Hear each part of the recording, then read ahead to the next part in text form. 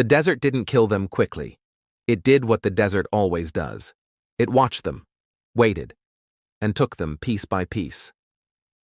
In the spring of 1858, a wagon train of settlers rolled west along the newly cut Beale Wagon Road, a rough, experimental corridor stretching across the high desert plains of the Arizona Territory.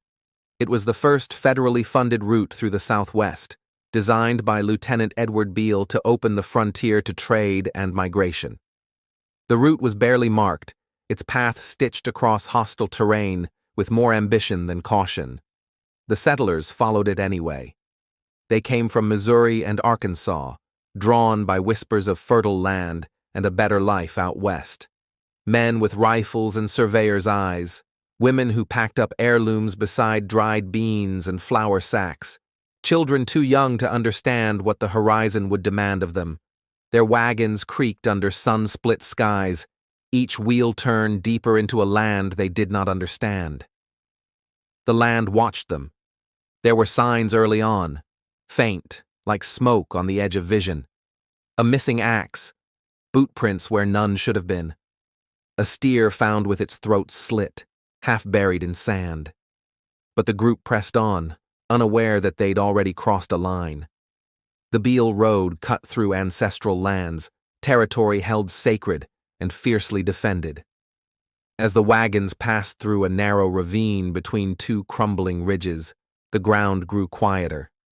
The wind stopped. Birds vanished from the brush. It was the kind of silence that presses on the ribs. They made camp that night in the basin just beyond the pass. Before dawn, they were surrounded. The first arrows struck the sentries, men who barely had time to shout before they crumpled. Then came the fire, sweeping from wagon to wagon as warriors emerged from the darkness, flanking both sides of the ravine. Chaos exploded across the camp. Women screamed. Oxen bucked and snapped their yokes. Gunfire cracked in every direction, but it was blind. Flashes against shadows that slipped behind rocks and mesquite. It lasted less than an hour. When it was over, the desert exhaled.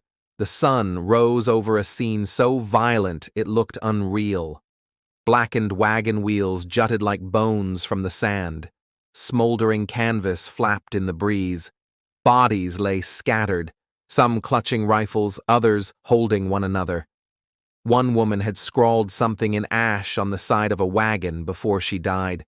The words were smeared, the meaning lost. No full account of the death toll was ever written.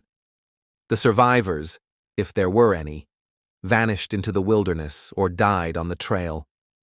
When a detachment of cavalry passed through days later, they found only ruins.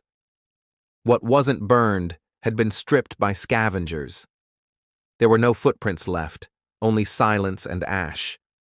The army blamed a local Apache band, though others argued it may have been Yavapai or Hualapai warriors, provoked by the sudden intrusion of white settlers.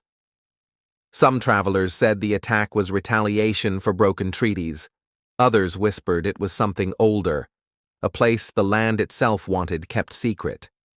The massacre was never formally recorded in territorial archives.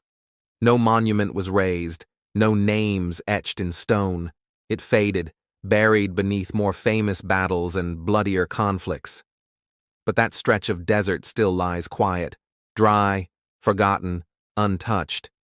If you stop near the old pass today, you might hear nothing but wind, or you might hear the groan of wagon wood, the ring of distant cries, because the desert forgets nothing, and it always takes its due. Thank you for listening to Deserted Trails. Subscribe for more forgotten stories from the old frontier.